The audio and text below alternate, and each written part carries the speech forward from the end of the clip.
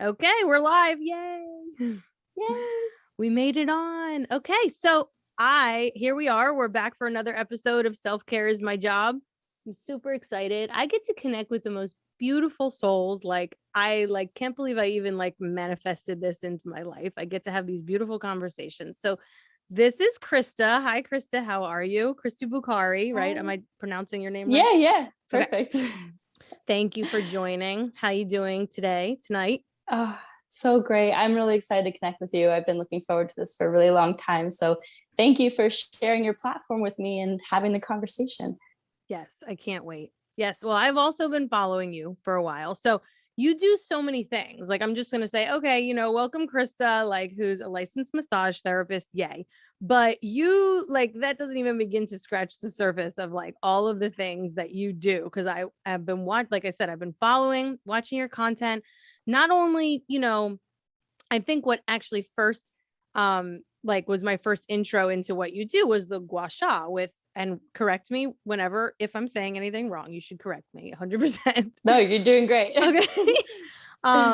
So the facial, which I'll have you talk to us about, but facial massage and so on and so forth. And I'm thinking to myself, oh my God, that not only, of course, looks like it could really do wonders for your skin and for anti-aging and things like that, but it looks like it feels so freaking good.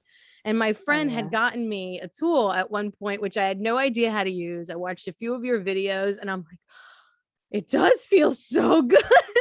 I was right. So nourishing. Oh my God. And just again, I talk about this all the time on the show, the fact that it doesn't even matter what it is, just the fact that it becomes this moment for yourself, that everything else goes away. And I'm doing this, especially me as a mom, mother of two, where I'm closing the door. Right. And this is what I'm doing for myself right now. This is the space that I've created for me. Ideally, not the only space and time in the day, but sometimes it might very well be. So, So not only that, but I love everything of how you're always just tying it back to, just your overall well-being and general self-care, and just really taking care of yourself, which I love, and the connection that we have with each other, which I love. So speaking of connection, I want to know more about you. So I would love for you to just tell us your story. I want to know how you got to where you are, why you do what you do. How did you end up here? Right? Because we all have a story. Yeah, well, thank you. I rarely get the opportunity to really share this, and it's sort of and I'm going to do what you said when we first talked. I'm not going to try to rush through it because I do think, like you said, it's an important foundational aspect, but your tendency is to just rush through it, right, when people ask you. Yeah. So the way I got into this work really is how most people come into their healing moment, which is through trauma. And I hear that a lot. So it is sort of an aligning thing that all human beings, experience. And it's a gift when you can come through your trauma into something that actually is your life's purpose. So years ago, when I was 16, I had a breast reduction. And it was, at the time, I was just dealing with a lot of struggle as a young person in my body with the reality of having very large breasts, but also just the over sexualization of my body and the attention that I got. And it was really, as a very, empathic, sensitive creature, it was really overwhelming for me. And I didn't really feel, I can go, that's a whole other episode in and of itself, right? So I had a breast reduction, and it was, my mother had one, my sister had one. It was sort of in my destiny to have one, apparently, based on my familial lineage. But and it really was empowering in so many ways. It made me feel like I could, I felt more at home in my body. So it was the first big step, and it was very life-changing and fulfilling, and it did what I wanted it to do for so many years. And then later in my 20s, so we're talking at least 10 years after the initial surgery, I began to deal with a lot of scar tissue pain, and also, emotional regret of what I had done, because I wished that decision at the time came from a more empowered place versus a scared place. So I was dealing with, a lot of regret and sort of the trauma of that happened later. The actual surgery happened later. And so I actually got breast implants after years of, should I, shouldn't I, what have I done, all these things, and dealing with the scar tissue. There's multiple aspects in it, going on. So I got and this is also, just part of the story, but so I got breast implants, and that was very healing to me. It was very empowering. It was, I struggled with the perfectionism of, needing some kind of, not, I say quote unquote, needing some kind of surgery to make me feel better. But I feel like it was a reclamation of my body from, an empowered adult place. And it felt so right. And so, so I got that surgery, and things felt better emotionally, but physically I was still dealing with so much pain in my body from the scar tissue, because I had had a very significant surgery at a very young age. So, the implants were healing to my image and my sense of self in a way that was really, can't put words to it. And it's vulnerable to talk about, but I feel like this is a safe space to talk about these things. And if anybody else, any person is dealing with this, I hope that they can, be inspired by, the story. But so I was trying to, the major thing that traumatized me another way was my scars. I felt I think I associated them with so much regret and sadness, that my scars were something that I just deeply, deeply rejected on my body. And it was causing me a lot of pain mentally and physically. So I eventually sought out and found and discovered fascia and connective tissue, and what scars actually are is fibrotic, this tissue. And we can get so deep into fascia, but I went to a myofascial release specialist, which is a specific type of connective tissue work. And this person was really meeting me where I was, and they were working in such a gentle, holistic body way that I'm like, I came here for scar work. You're supposed to work on the scars, right? But it was more of a holistic, seeing me as an entire integrated being. And so this person, who is very skilled, has been doing this for 25 years or something crazy, like a very long time, in a bodyworker. She was working on my head, just holding my head in more of a craniosacral therapy type of modality that's all very connected to the fascia and the membranes of the body. And I felt my femur bones pull out of my hips, just gently decompress. And I felt my body go into this cascade of self-healing. And it was as if, it was exactly what happened. Was my body had its own agenda for what needed healing, and it was safe enough to begin to release some things. And so I discovered through this process that, the body is an integrated entity.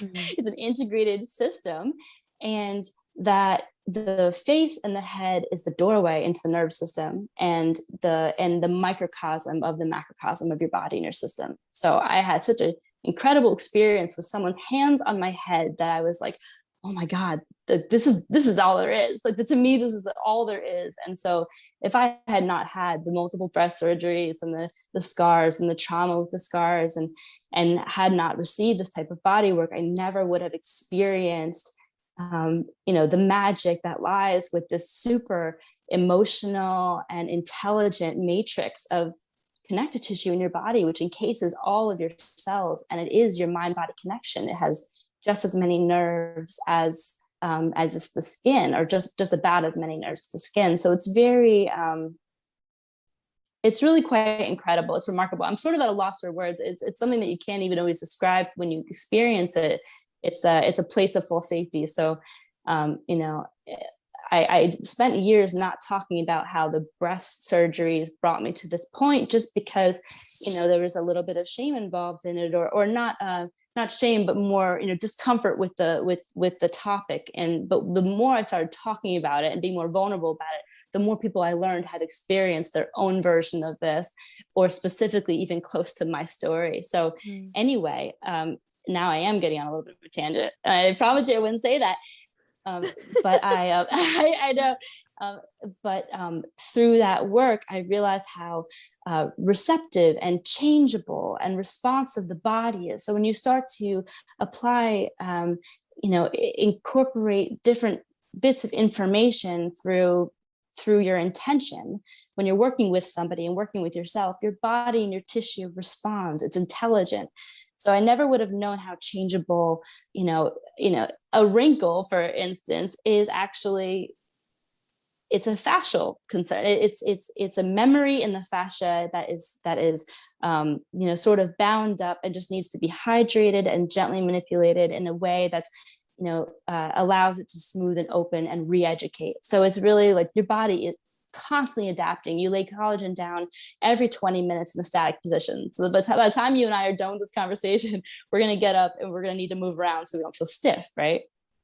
So when you're dealing with scars, it's just, it's just fibrotic tissue. So there's a heavily emotional component to this, but it's really, you cannot disconnect the two. But that's how I started getting into facial work, because I realized the changeability of the tissue in the way, and how we have so much trauma sort of trapped in our cells, or on a feedback loop in our system. And that's a lot of the hardening and a lot of the expressions that get kind of grooved into us, that aren't really reflecting, our true essence at times, more reflecting our trauma story.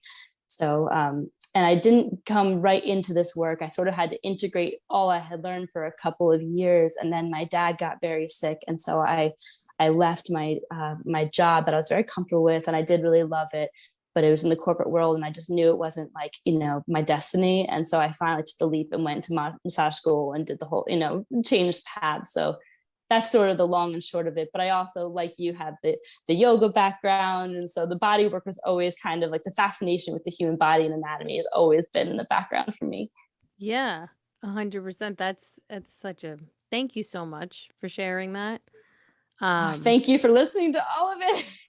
I mean, it's so hard. Like, yes, the body image conversation is so sensitive, and it's so interesting because we all come at it from like a completely different area, because we're all in these unique bodies. I'm over here like opposite problem. Right. but no, not really, because it's it's not a problem. That is a significant trauma for you to endure. And it is, just to, it's the same thing as like when I go to therapy and my therapist is like, no, Sam, just because somebody else had a worse trauma, quote, worse trauma doesn't, make your trauma not valid. Like the constant reminder I get. It's relative. Trauma's all relative. Yeah. And this is why it's like love that I think it's interesting that that's right where your story went, and you brought it up right away, because it's kind of the space that my head has been really occupying this area lately. So It's like, yeah, absolutely. Like one of the things that I'm thinking about getting into is myofascial therapy and somatic experiencing. Like I think that might be a next step for me. But a side note. So you must do it. More people need to do it. It's just powerful. Well, you know what my recent thing was, and again, I'm gonna get on tangents too, but it's I mentioned before we got on about how I've been floating around in like the coaching world and stuff, and it did, and when your intuition is telling you that like something doesn't feel quite right, you have to listen. And I had to sit with this for a while to figure it out. And what I figured out recently is that I don't really, not that sometimes I think that the two areas will overlap, and that's fine, because there's, gray area to everything. But I don't necessarily need to coach people. I want to help people heal. And to me, in most cases, those are two separate things. There of course is always overlap, but that's why when you went there, I was just like, okay, like this is a conversation that we need to have. So so again, thank you for sharing that. I can't even explain like what was going through my head as you were saying it is the fact that we, as as sort of wellness practitioners and leaders in this like this sort of awakening right now that we're having collectively. We need to make sure we keep talking about that mind, body, spirit connection, because God, like we're all just so programmed to believe that they're three separate things, and that maybe it's just the brain and the body, and it's just this vehicle that's taking you through, and that's it. And that there's the way that it's been taught to us is very much like total disconnect, right? Mm-hmm. And that, whatever happens to you just flows right out. You move on, you keep going, you go, get that masculine energy, go. Yes. And, time heals all wounds, or that, Oh. right? Not And true. it's like, oh, no. And so it's such an important thing to discuss. I think the detail, like when you were talking about fascia, I'm totally obsessed too, right? Like as a yoga teacher, I'm always, and it's so wonderful. Like, you practice for a long enough time, you get into your body enough where you really start to feel these things. So you know them instead of just being taught, them because you could feel them happening. I saw your post about non-linear movement and your video, and I was like, oh God, like that feels so good just watching that video. Like you just, you know what I mean? Like I'm just watching you move in this totally fluid, gorgeous, erratic somewhat way. And it's like, yeah, because your body knows.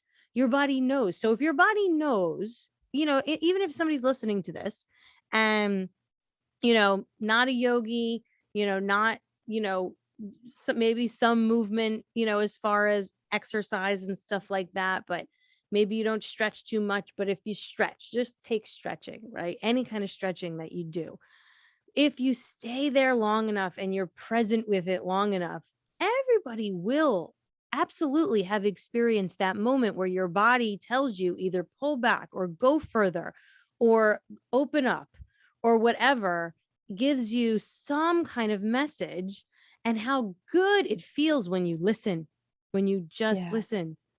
So if the body knows, then the body remembers. It holds all of this. It holds the good and the bad. And so, yeah, talk to me if you, I'll form it into a question.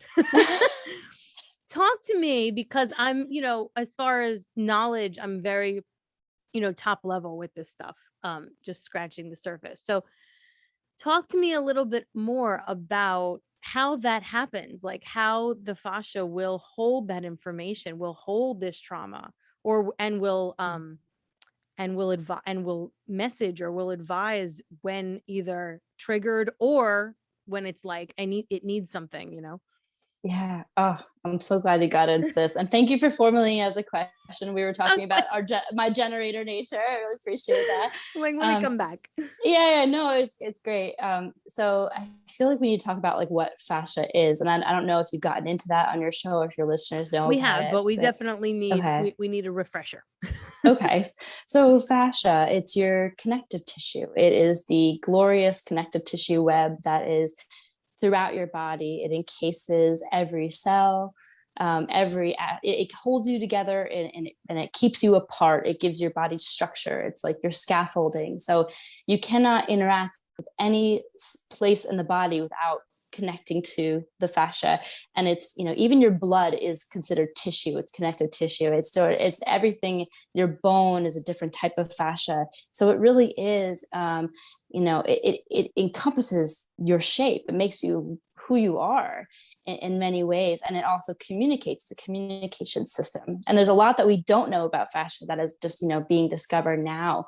But the point is that it remembers everything that's ever happened to you in your entire life, even though your mind doesn't, logically remember. And the reason really for this is that your body is your subconscious mind. Yeah.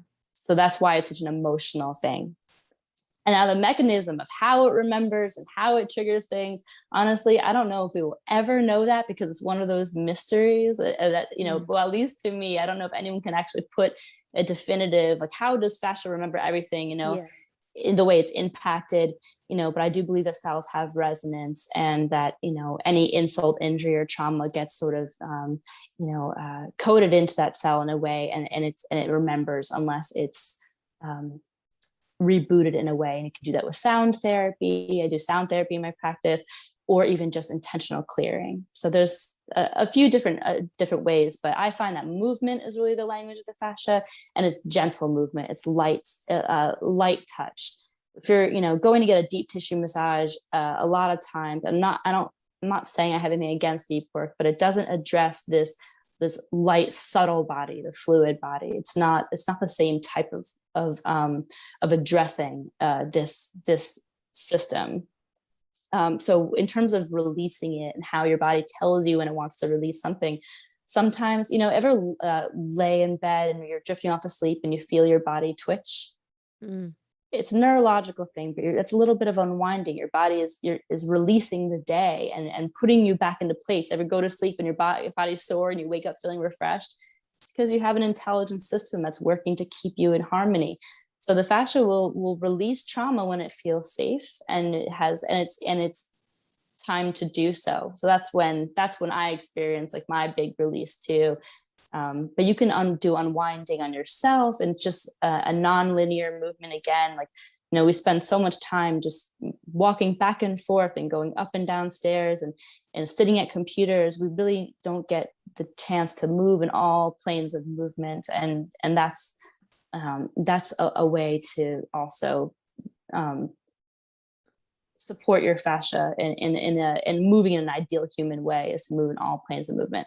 Again, I'm sort of now, wow, I'm going to try not to go on tangents, but there's so much about fascia, but it all sounds a little bit like, mystical too when I talk about it, but it's a miraculous, very mystical system. I think that I think that's where the spirit dwells, is really in the fascia and the nervous system, and they're so connected. Yeah, literally. I mean, this is literally, it's connected, but also figuratively, it's running the show. I mean, right? Like anything in any way, your nervous system is going to either be reactive, flight, freeze, or we're resting and digesting. Ideally, we get to that part. Yes. Right. And it's like, so yeah, I get where you're going with this though, because I often have that sort of pause, because I worry about listeners, hearing so much about the nervous system. It's everywhere now, right? And then there's this whole nother layer, that you bring in with the fascia. But knowing that it's part of the same system, but it's extra though. It's this extra layer of very magical fibers. Like it's crazy. I remember when I did like one course with on fascia with another woman that I interviewed on the show. Her name is Heather Natoli, and was the first conversation we had on the show about this. And I remember being obsessed with the word that she used to describe it, which was piezoelectric. Ooh. And I was like, what? And I actually didn't even hear her say it the first time. Like, I asked like a million questions, including like, what did you say that was? And I was like, okay. So it was like an interesting moment, because when I figured it, when I got the word, I was like, it almost gave me a visual of what it really is. I'm like, this is literally like an electrical system. This is literally it's like, it's a system that is controlling everything, that is so important, that we don't know enough about. And that's of course because, we live in a society that likes to treat symptoms. So we don't really, historically, we don't try to get to the root cause of things. And that's why when we went to the area of trauma, I just cannot, I can't stress enough, like, if you haven't, or if you're listening to this and you're going, well, and you're thinking trauma is like this massive occurrence, right? So maybe we can talk about this for a second, and well, maybe I haven't, really experienced much trauma. Like, who am I to, actually feel like I might have some things to release? And it's just not accurate at all, because trauma is actually what you're holding on to because of either a big or a series of small experiences. And that's what you're holding on to. It's not what happened to you. It's literally what you're holding on to that will be triggered again. So do you find when you're working with clients, so I'm just, because you do so many things, like, so, and we can talk about, you can go anywhere with this if you want to, but do you find that you're working with clients and, mostly they're looking to improve their skin or stuff, but if are they coming to you for the purpose of like, I want to release like emotional tension, if I want to release trauma, or I have that aspect, or does it just come about maybe naturally in your working with people? Ooh, great questions. Well, it's interesting. So just slightly going back a moment, your first trauma is coming out of the birth canal or coming out, however you were born. So it's like a trauma can be literally stubbing your toe. That's trauma to your body. So it doesn't have to be, like you said, it doesn't have to be, well, I wasn't in a car accident. I wasn't. If you've had any surgery, any type of, emotional or physical, anything that was traumatic to you is trauma to your system, right? And so, and the other thing that the body kind of does is it either, moves, the fascia is trying to keep you safe. So it will brace you in a position. If you hurt something, it braces it to limit mobility temporarily to help heal the area. So some people who have, their shoulders are slumped or they're sort of rolling in to protect their heart, that's a form of your body and your fascia adapting to protect you and deal and live with the trauma. The fascia is keeping you alive in every aspect, and especially with managing trauma and continuing to live. So I don't know if anybody have been on a massage table and you've cried. That's your body releasing trauma. That's a release. So when people come to me, I think I've kind of made a reputation for myself for being, a facial sculptress. And that's what I really love to do.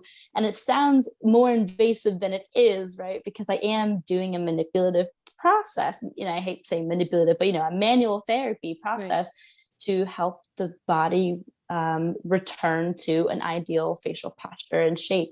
And a lot of it has to do with the whole carriage of the head and the neck, and it's a whole system. It can't just work on your face.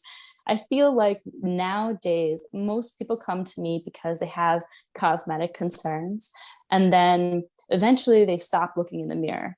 And that's my favorite thing that happens when people have the session and they stop looking in the mirror, and then I walk back in and I'm like, oh my God, did you look in the mirror? And they're like, no, but I feel so good. And so it's like people come to me for cosmetic work, and that just is like the surface. That's like my gateway to get people on the table. And then so much more happens. People see colors, they see light, they have memories. Sometimes their body will return to the position of initial trauma. Sometimes people need to unwind themselves and curl into a ball. And that's not, it's not, I wouldn't say that's completely frequent.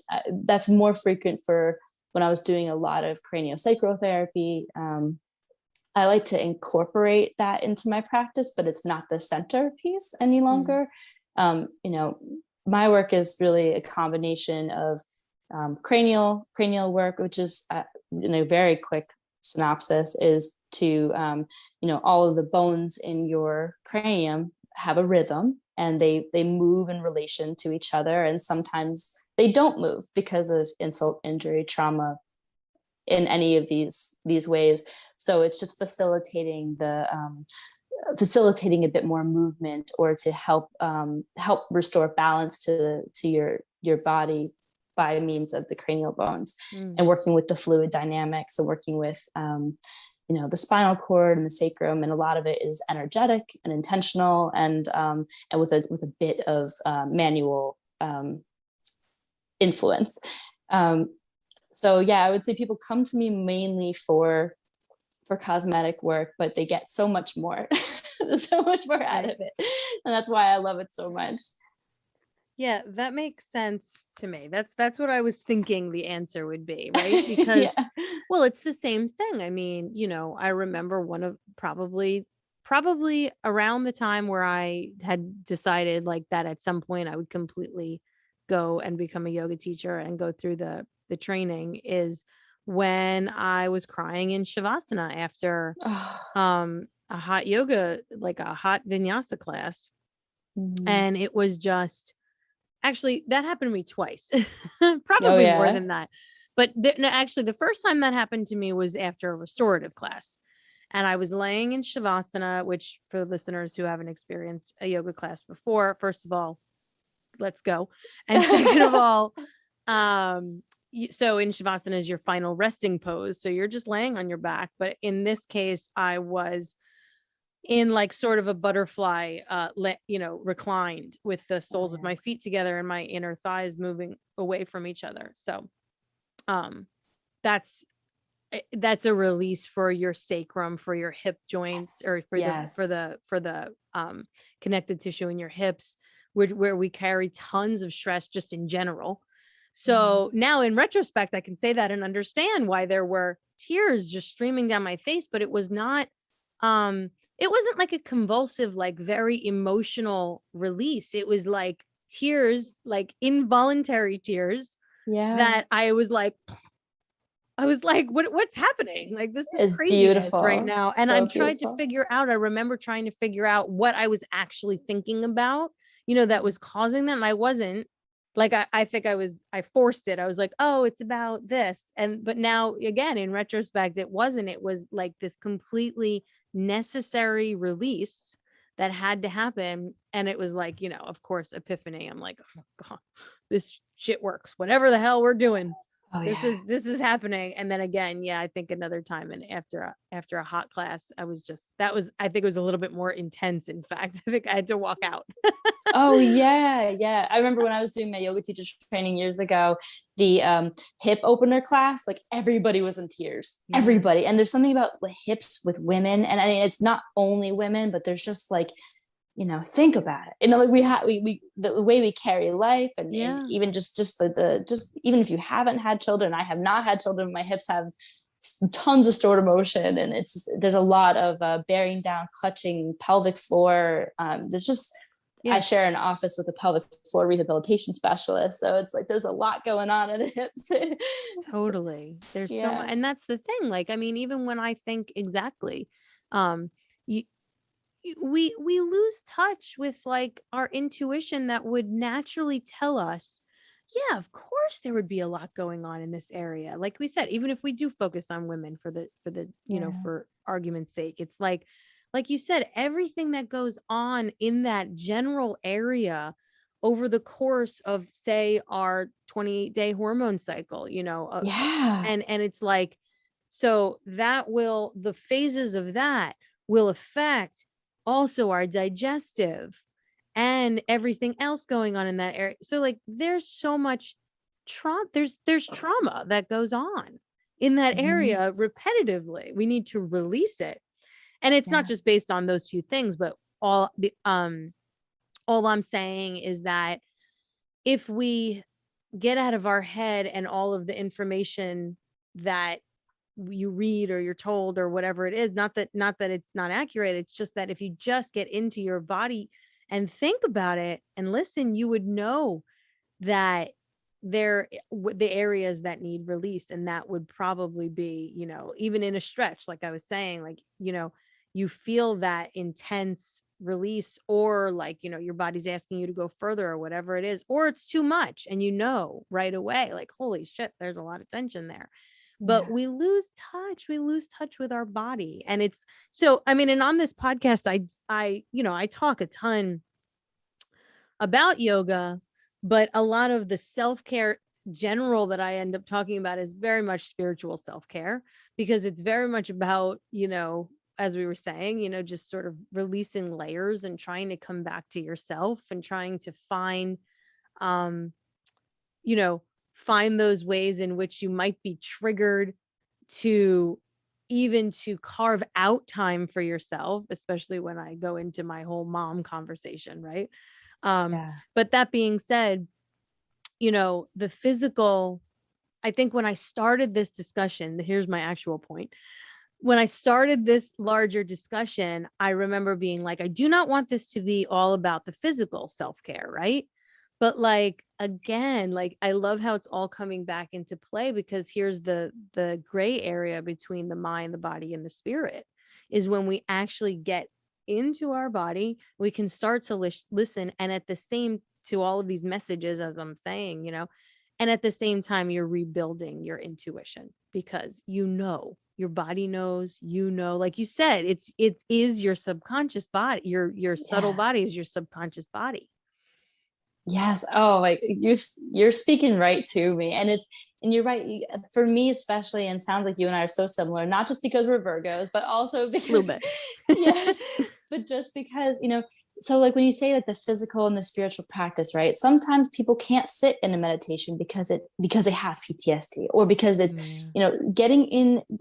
I think the body is really the gateway to communicate with the spirit. And I've always felt that way to some degree. And I think that's why nonlinear is so lovely. Like I always tell people, first of all, motion is lotion. It hydrates your fascia to just move, right? But I love just laying on the floor and rolling around and letting my body, tell me what it wants. And so, like you said, tapping into your body and what it needs. Doesn't have to be any kind of rigorous vinyasa. It's just, I did soma yoga. That's what my training was in years ago. And it was all about the fluid and the spirals of the body. And really it's allowing decompression and release. And it's the opposite of force. It's all flow. That's nonlinear is so good because it doesn't have to have a pattern. It can just be whatever, the ocean under your skin is calling for movement. And it's just, I just want to roll around in a puddle on the floor Seriously. with you. You and I just need to have a date where we just like roll around. Rolling around, like you're saying the words, and I'm like, oh. Yeah. So, and this is not like, I'm not going to get too far into this because I want to come back to some of your other gifts, but so I had a very different training for yoga. I mean, I trained at that vinyasa, that hot vinyasa studio that I mentioned. And not that it was like hot vinyasa specific, it was Iyengar lineage, so it was very much about alignment. Yes. Yeah. Which is different than what we're talking about. So just putting out there the fact that not only are, most people know, like there's a lot of different there's different types of yoga, obviously, but and again, like, not saying that there isn't something to be said about alignment. I mean, I feel like I have corrected a lot of things that were going on in my body based on my ability to understand the spine and the axis, to understand the planes of the body, and make adjustments and modifications for that. But what's interesting is that this, what I've been calling intuitive movement, has come into my teaching over the past, it very organically over the past like year or so. And at first I was totally judging myself, like, okay, like, cause it went from, I'm very, very body positive class, definitely want to make sure it's totally inclusive. So not just big and small, but also if you have some kind of limitation, I am going to work with you and I will make this work, and I will make sure that you're comfortable and that you don't feel like you can't ask for like an adjustment or that whatever it is. And it over the past year, it really morphed into more like, and if you are in this pose and you feel like you just want to give yourself a wiggle and a jiggle, and, like, or maybe this feels good. Like sometimes, and here I go, like Virgo mouth is going. And I'm like, sometimes, when I'm doing this, I really like it, if I try this. So maybe you want to try it, but don't if it, whatever it is. And I'm going and I'm judging myself thinking my trainers would not be happy with this. But I think that there is something, there is something to be said about sort of organically allowing it to happen, because if I know it feels good for me, then I want to offer that as an option to anybody who might be, with me. And so it's, not that I should need validation, but it's so validating when I start to see these practices come into play and how important it is for the fascia. We talked, in my training, we talked about fascia, but not extensively, So it's one of those things where I'm like, oh, okay. Like, and there's so much knowledge to be absorbed, which is beautiful. And I'll, definitely, whatever it is, nonlinear, intuitive, feels like it's all in the same family. Yeah. And don't get me wrong, there's being out of alignment absolutely causes pain, and it absolutely causes, because the other thing your fascia does is it holds you up in gravity in relation to everything else. So if you are in a misaligned state, then your fascia will bind you in that area to try to, it's called biotensegrity. It's the way, think of how a tent is held up, right? So it's perfect tension on all sides, and that's the way a tent is held up. If you have one collapsed pole, then everything else suffers, and that's kind of what happens from poor posture and insult, injury, trauma, that type of thing. So alignment is it's very important. I've benefited a ton from alignment work, doing foam rolling, like compressing the fascia and helping my body release it.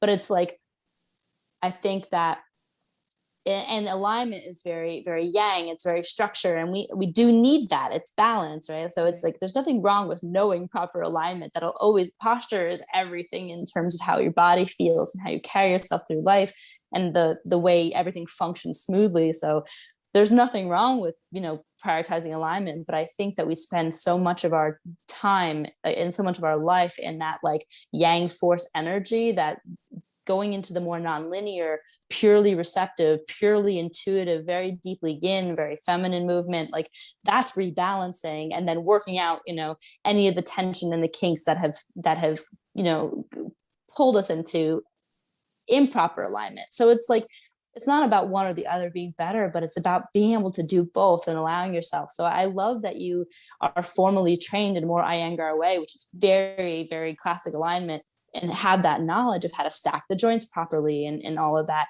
but that you're intuitively drawn to the more fluid, juicy, sensual, deeply sensual stuff. I think it's like, that makes you a holistic practitioner. That makes you someone who is like, and as Virgos, we like to do things right. We like to follow the rules. We like to make sure we're doing things properly. Remember how I said about the training that I'm looking to get into? yes. And so but you're trusting your intuition. That's like a deep receptive feminine yin quality, and like that's the gold mine of how to work. So it's doing both is really like, that's the juiciest, I think. Yeah, let's do it. I mean, like I said, if it's coming naturally and it feels good, then we need to go with that. And I think what you said about like just touching on that, the fact that it is, at times can be this like sort of sensual movement. Yes. So I think that obviously there is going to be an effect on your a rebalancing perhaps with your feminine and masculine energy by inviting that movement, that type of movement into your life. And that doesn't mean, by the way, for listeners, that like men can't do this. Like, oh no. Yeah. You know what absolutely. I mean? Like we all have both, and we need both. And many of us, men included, could benefit from an enhancement of their feminine energy. Oh yeah. So especially men, they're so rigid, right? Men's bodies. Let it go. I look, men's bodies can be so rigid sometimes. Everyone's body can be so rigid sometimes, but I feel like men are even. And I don't want this to be a heavily gendered conversation. I just mean, from my experience with working with, people who identify as male, like, masculine men, I find that they pride themselves on being locked in a certain position. And it's like allowing them to just receive and heal and restore. And I do have male clients who come to me, and it's, even though you think by the cosmetic aspect, perhaps they wouldn't, but they come for other things, and to tap into this receptive state, because it's healing for all, and people really need that. Totally. It's so important. So let's, again, like, I want to like tap on all of your offerings, because I just think it's amazing.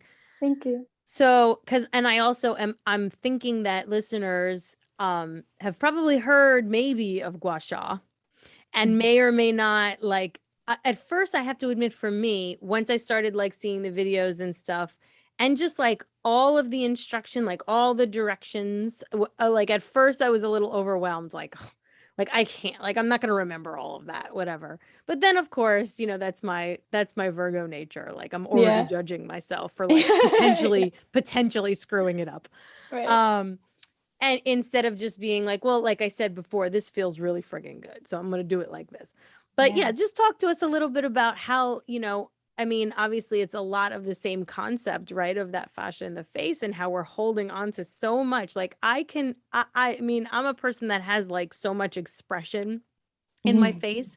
And so I don't know if that's related at all, but I always think about that. And I'm like, damn, I'm like, I need somebody to work on my face because I probably just Yeah. have so much emotion here, right? Yeah. But yeah, tell me about how it works and if that actually resonates, if that is related in any Yeah. way, right? Totally, totally. Well, you also seem like you have like a lot of fire energy, and fires tend to have and you know, pitta or fire element, they tend to have a lot of like very expressive faces. Mm. But that's beautiful. It's beautiful about you. So I love that about you. So Gua Sha is so fascinating to me because it is, you know, it's a manual therapy. It's mechanical. It does a very mechanical thing, but it's also an energetic system, which is like, you know, it's based in traditional Chinese medicine, and it's an ancient healing modality that's 3 to 4 thousand years old. So this is not a new thing. This is a current new trend, but Gua Sha is ancient, and it's really for householders to prevent themselves from getting ill or to treat themselves when they are ill. So it's traditionally a body treatment to release stagnation in the tissues. So Gua is to scrape or rub, and Sha is that redness that comes to the surface when you're working on the body, and that's heat. So you're releasing the heat. Facial Gua Sha is a lot gentler, and the face by nature is just it's more receptive. You don't need the same kind of pressure at all. And I don't do body Gua Sha. I just focus on facial Gua Sha. But it's essentially scraping gently a crystal board on the skin using a little bit of oil or glide most of the time. And traditionally, Gua Sha is moving along meridians. And so you're affecting the whole body and the whole system because all of the meridians end on the face. So that's how you're affecting the organ systems of the body from a traditional Chinese medicine perspective, but you're also increasing microcirculation, blood flow. You're ironing out the fascia, like using the board like it's like a little ironing iron essentially, and you're using it to smooth out the tissue. So it's mechanically working on the tissue and moving fluid and creating microchannels for circulation, blood, oxygenation of your tissues. But you're also opening up the channels from a physical perspective to allow metabolic waste to flow out of the tissues. So I always say that flow is the most important thing. That is the beauty secret, the health and beauty secret, because you really can't, unlink the two. It's allowing things to flow out that need to flow out, metabolic waste from the tissues, and get cycled through your lymphatic system, circulatory system, and moved out, and then bringing blood, qi, and nutrients up into the face. So that's why it's really working with qi, and that's the energetic component of Gua Sha. So it's a massage tool, but it's also an energetic system. So with Gua Sha strokes, and the reason why you're getting confused because there's so many different directions, traditional Gua Sha is up and out. So you're going up the neck and up and out on the face. So think of the way you want your tissues to go, the vectors of the face that you would like it to, the kind of posture you would like. And then out and down is the flow of the lymphatic system. So that's just assisting in drainage. But even if you didn't do those out and down strokes, just going up and out will allow the tissue to open. If it's compacted or from the fascia being kind of glued down, lymph will naturally flow out. But the lymphatic drainage, the downstrokes, are really to encourage that flow. So you can even just do that with your hands, slightly stretching in your collarbones like this for people who are actually watching. Nice. Very light massage. So that's helping the drainage too. Yeah. And if you're going into muscle, you're going able to, So go really, really light. Just bring your fingertips right above the hollows of your collarbones. I'm so violent with like massage. Like I remember, I can't. It's like just a knee jerk reaction. I used to give my sister massages when we were young, and she would play soccer and she would be like, harder, harder. And now I go get deep tissue massages, and I'm like, go for it. Like it feels good. It feels really good. So every time I feel like this happens, like anytime there's like, I'm like, I say to myself, I'm going too hard. Like, why am I so, Well, I'm so rough? No, I'm telling you, everyone's so rough on themselves. It's so true. And it feels, Yeah, exactly. You would never yeah. do that. You would never, like, even if I offer like a slight massage in resting pose, I'm like so gentle. Yeah, it's so much more careful with other people's systems. But compression on the fascia, that feels good. And the compression and the release, there is therapy there. It's a therapeutic thing. But when you're working with lymph, your body's garbage disposal essentially, and your immune system, that just happens to be a very superficial system. So that's why you want to go light. But with Gua Sha, when I teach workshops or when I'm working on people, I tend to work with 3 different depths of pressure, but I'm only really dealing with the muscles in the face are more superficial than anything. So that's why it's easier to engage the muscle without using too much pressure with the Gua Sha tool. So you'll do this in your space, but then you also offer workshops, right, where people can learn to do this at home on their own. I need to do some more of them, or at least I have a course that's like almost finished being created. But I was doing a lot of Gua Sha in my practice. Like, I would say my facial services were like 90% Gua Sha, and that's changed. It's inverted.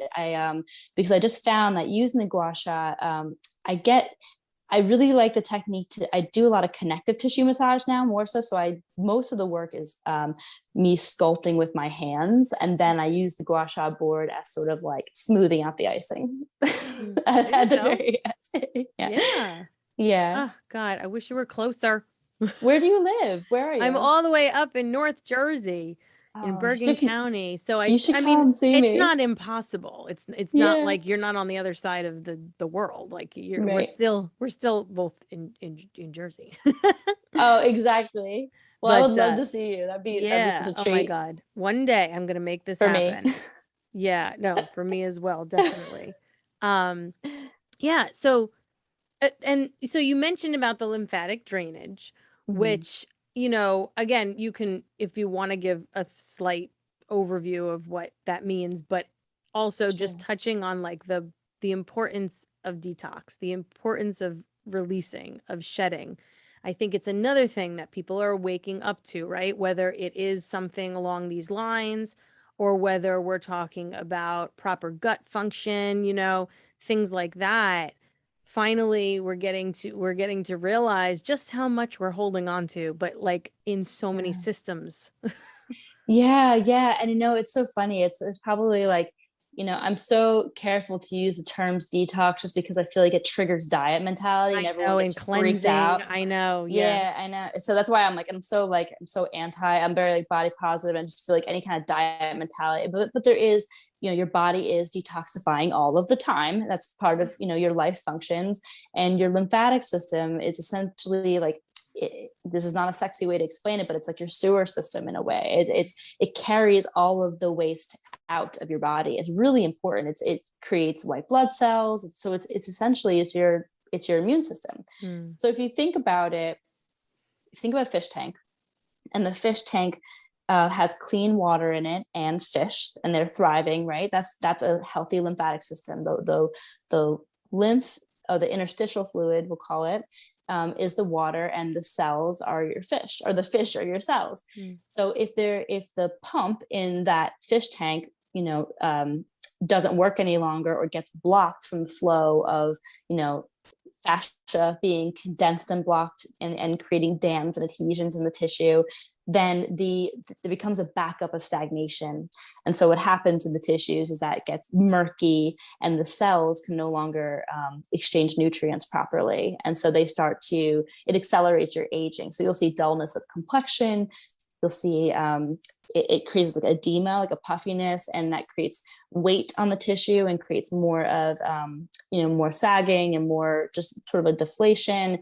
So it's like, you really want to move that edema and that out. And the way to do it, your lymphatic system really loves slow, methodical moving. So nonlinear movement. It doesn't have a pump like your circulatory system. It doesn't have like your heart to pump it. It relies on your movement to actually to move it. So lightly bouncing on a rebounder, or even just bouncing in place.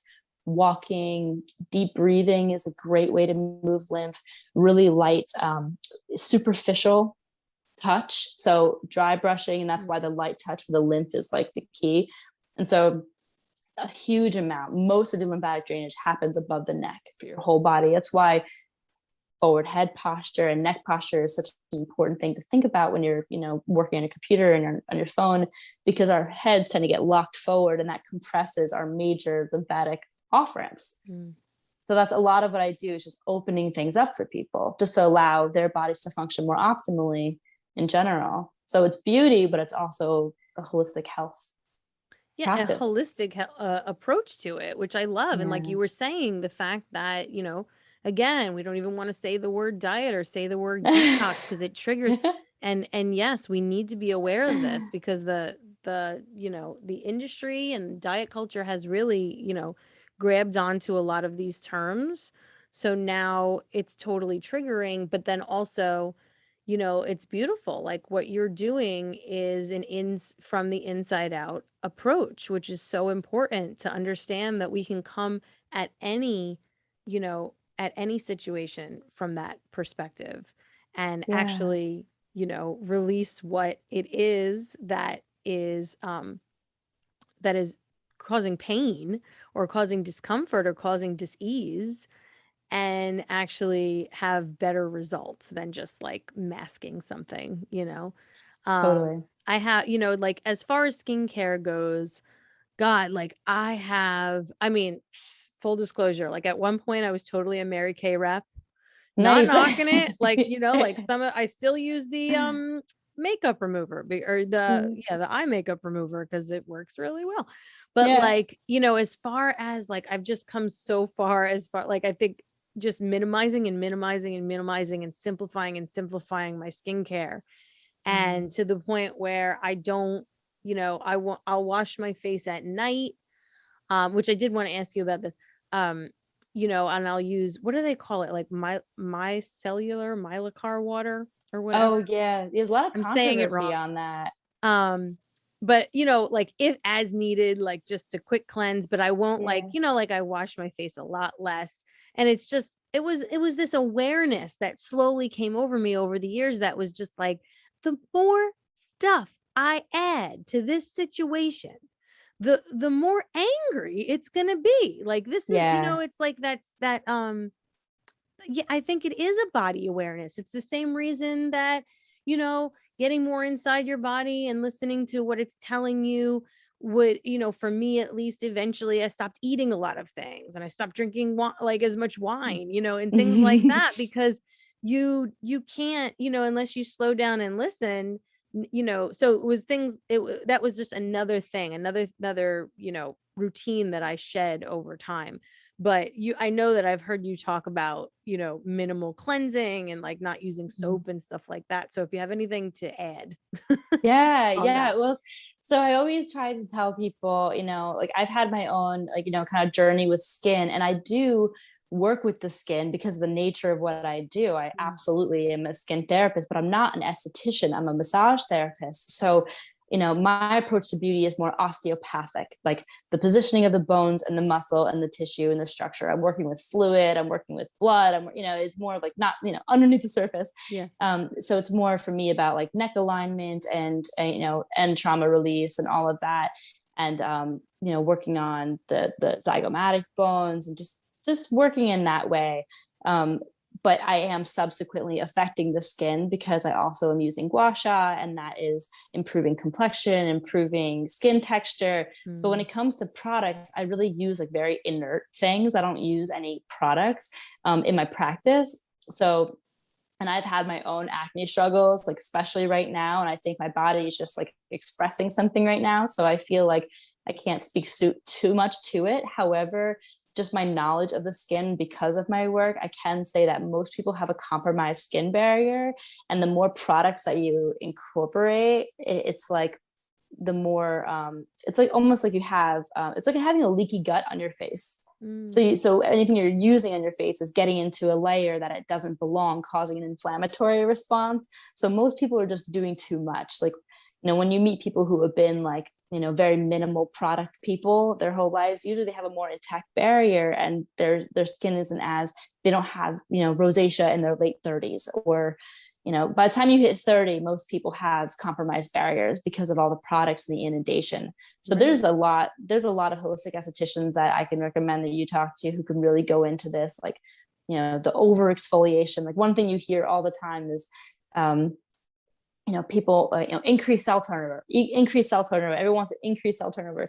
But the problem with that is that, when you force a cell to turn over by over exfoliation or, micro trauma, micro needling, micro trauma, or lasers, or, you're making cells that aren't mature, rapidly mature. And so you're actually aging yourself faster. The more cells that I know, I just want to sink in for a second. It's like, yeah, like, whoa. So it's the thing, and is, because I'm totally guilty, not to cut you off, but I totally guilty of the exfoliation. I love this might be even like old school approach. I think I have, oh God, what is it called? It's a microdermabrasion, but it's like crystals or whatever. Don't say apricot scrub. Is it apricot? No, it's not but I remember using that though. The St. Ives apricot. Yeah, no, that was from back in the day. Yeah, sure. Yeah. I've done that too. But no, it's Harmon not that special. one.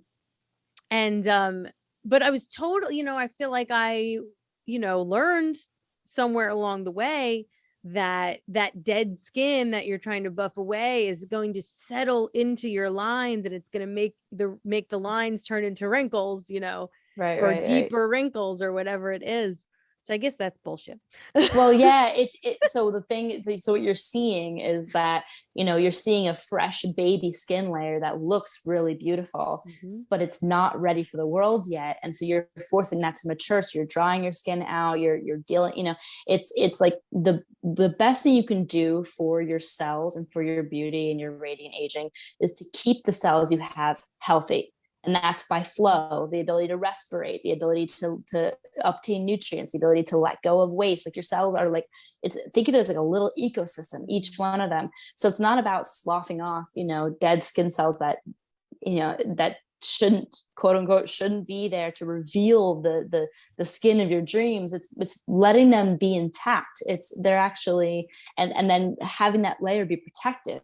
That's a protective, intelligent layer. They even act as humectants. So they actually dead skin draws moisture onto your skin and maintains a very delicate balance.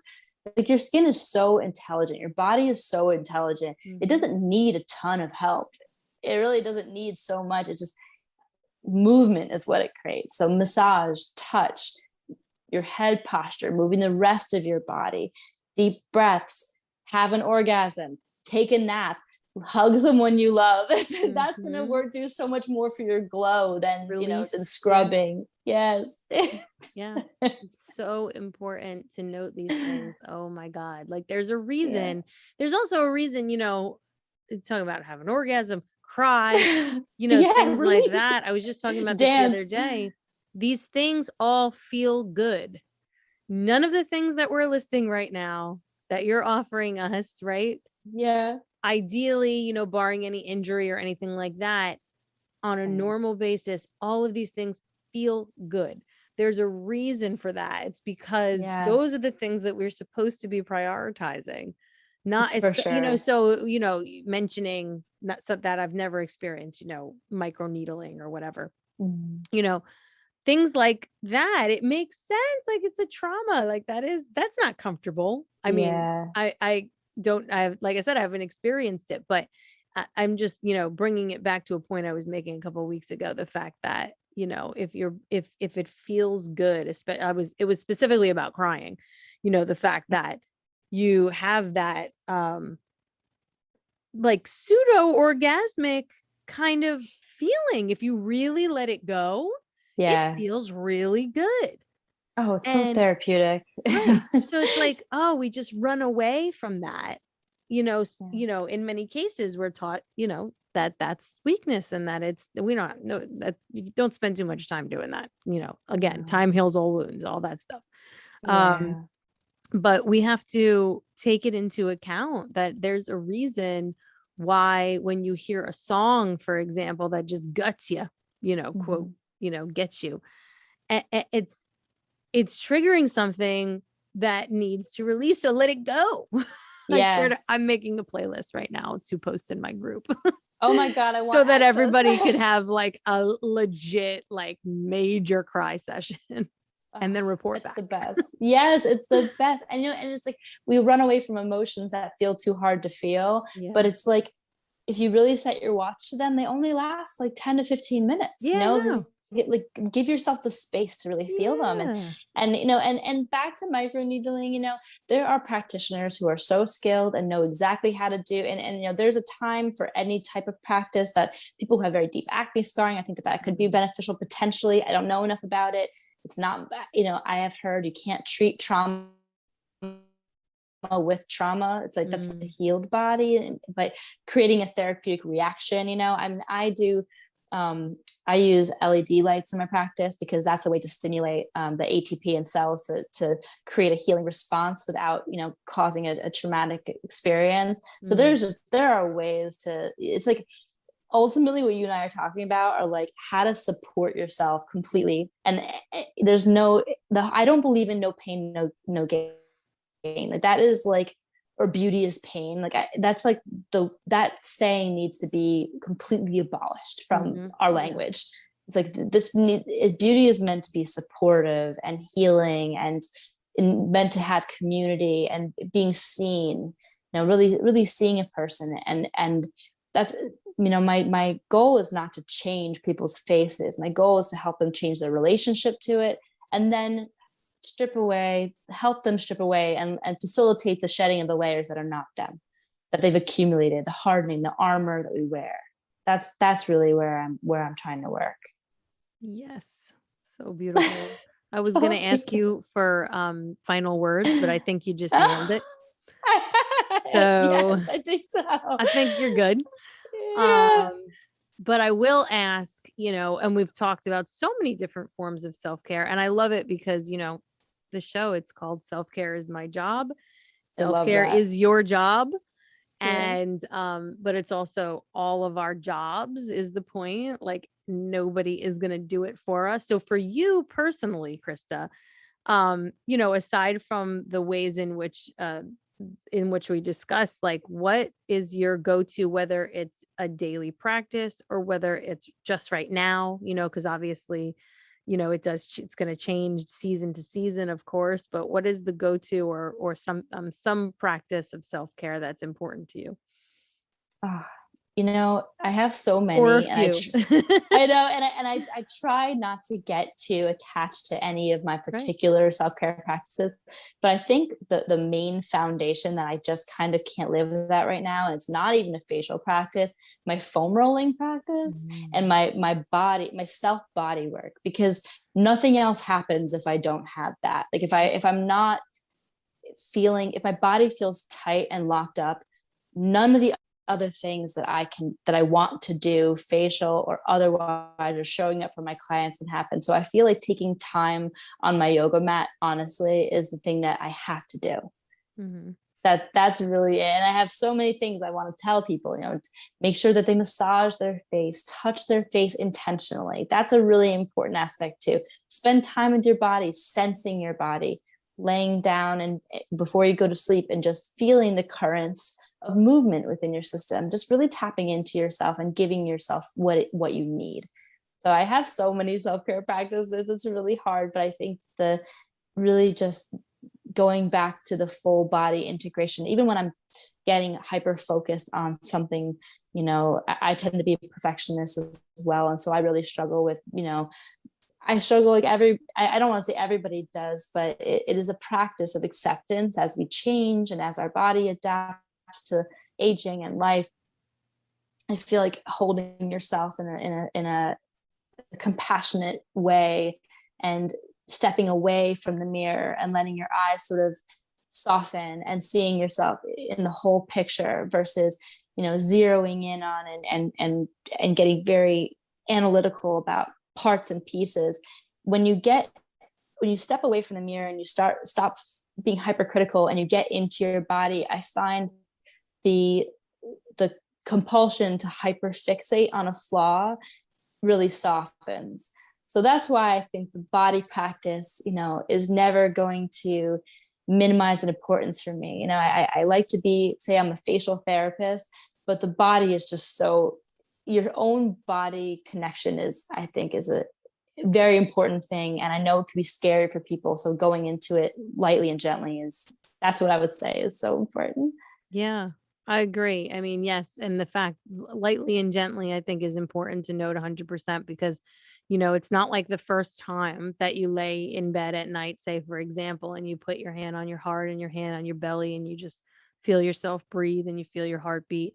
The first time that you do that ever is not going to feel normal. It's going to feel weird. It's going to, and you're going to wonder if anybody's going to walk in and wonder what the heck oh my God, the other night,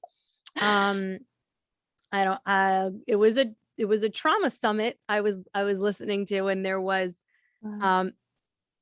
some very unique form of movement practice that one of the presenters was facilitating, and I was in bed like flailing about like some it was just a lot of shaking, and for a long amount of time, like prolonged amount of time, like I was getting very tired, but it was generating so much heat and I was like sweating, and I'm thinking my husband is going to walk in any minute and be like, we have to go to the ER. Like, what is happening? Are you okay? But so just, side note, because, people, this is, I guess, is why people say I'm funny, but I have to share these stories because they are funny. So, but just that being said, that felt weird to me. Like, it wasn't just about him coming in. Like, I did feel weird doing it. Yeah. And so, but, obviously on the other end of it, there definitely was a release and there definitely was a shift. So like you said, just go lightly with yourself, because if you're just getting to this sort of getting into the body situation too, like you're not, there's the results aren't always immediate either. Like you don't, you're not like, oh, I'm healed. And now I know exactly where the pressure is in my body. And now I know exactly where I need to release tension. It takes time. So give yourself, be patient with yourself, I guess is what I'm adding. Yeah, I love it. No, that's an important thing. It doesn't happen overnight, and don't force it either. It might feel foreign. Sometimes people need to, do it, but do it feels right. Taking a bath. It doesn't have to be in silence. It doesn't have to be, doesn't need to be a strict, boring practice. Just dancing. I think dancing is like the most therapeutic thing in the world. Like that, if nothing else, like just dancing and shaking it out. Like I think that is like soul therapy on the deepest level. Yeah. I just so went important. to one of my best friends is a DJ, and for the first time I made it to one of her massive techno parties this weekend. Oh, awesome. And she went on at 4 a.m. Whoa, you're an animal. So we took a nap. We had dinner. Me and my other friend, we had dinner. We took a nap. We went out. We went back. We took another mini nap, and then we went. But anyway, for the first time. So, I mean, obviously it had been ages since I danced like that, period. But, just been a while. But I found myself like I'm different now than the last time I had the opportunity to do that. And I found myself just not holding back, I should say, at all. Yes. Like just let my body go and do what it wanted to do. And it was obviously the perfect, space to do that, because that's literally what the whole party is for. Oh yeah. So, and it's funny because, I might get, I got, side-eyed by several people when I told them where I was going and what I was doing at, age 36, like 2 kids, like who the hell do I think I am? Which is bullshit. Oh my God. Never stop. You know what I mean? Never. I will never stop dancing. Right. So, but, with full knowledge, like I was even though the time was like, woo, this is going to be intense to make it.